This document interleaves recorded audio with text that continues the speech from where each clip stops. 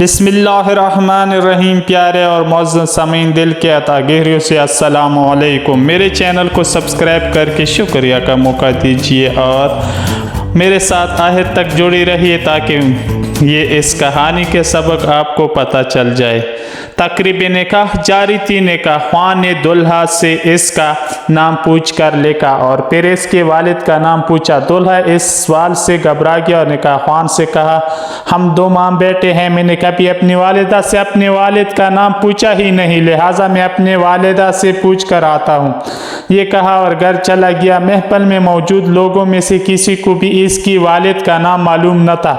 گھر میں داخل ہو کر اس نے والدہ سے اپنے والد کا نام پوچھا۔ والدہ بھی گھبرا گئی اور گم سم خاموش۔ دلہا نے کئی بار اپنی والدہ سے پوچھا اور آخر کار شدید تیش میں آ گیا اور غصے میں اپنی ماں سے نہ جانے کیا اول فول بکتا رہا۔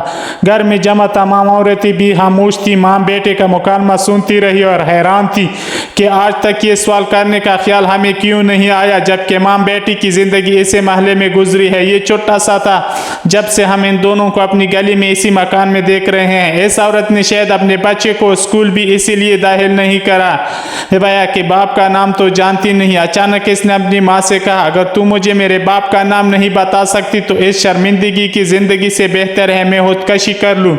جیسے ہی ماں نے بیٹی کی الفاظ سنے تو تڑپ اٹھی اور بھاگ کر اسے روکا اور کہا، میری بات سن لو، پھر جو چیز جب میں آئے کر لینا۔ چند عورتیں آگے بڑھی اور جوان کو اپنے اقدام سے روک لیا کہ پہلے اس کی بات تو سنو۔ پورے گھر میں خاموشی طاری تھی۔ سبھی اس عورت کے لب ہلنے کی منتظر تھے کہ وہ گویا ہوئی۔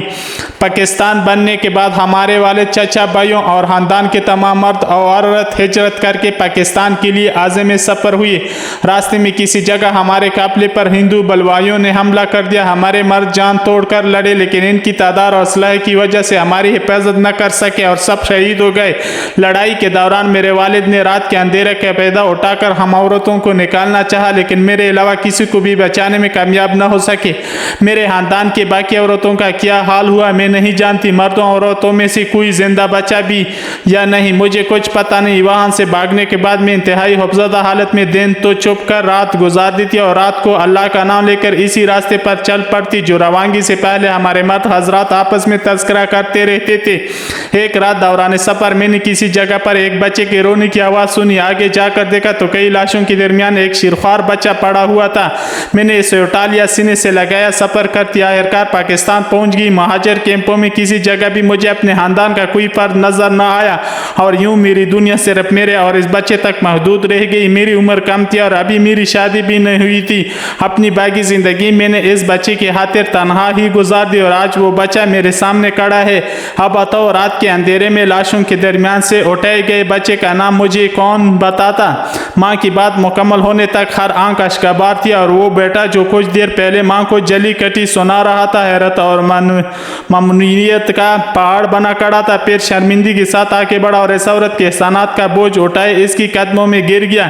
میرے نہایت ہی محترم قابل قدر قارئین کرام، جس صاحب نے مجھے یہ واقعہ سنایا ان کا دعویٰ تھا کہ وہ اس تقریب میں موجود ہے اور اس کے عینی شاہد ہیں۔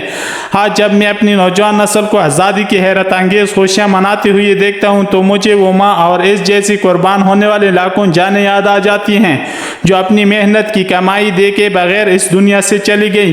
اللہ تبارک و تعالی ہمیں تحریک پاکستان میں قربان ہونے والی ان لاکھوں قربانیوں اور ان کے سامنے پاکستان کی قدر کرنے کی توفیق عنایت فرمائے۔ اللہ تعالیٰ سے سیاستدانوں اور بیوروکریٹ کو ہدایت دے کر پاکستان کی صحیح ٹریک پر چلائے، آمین ثم آمین۔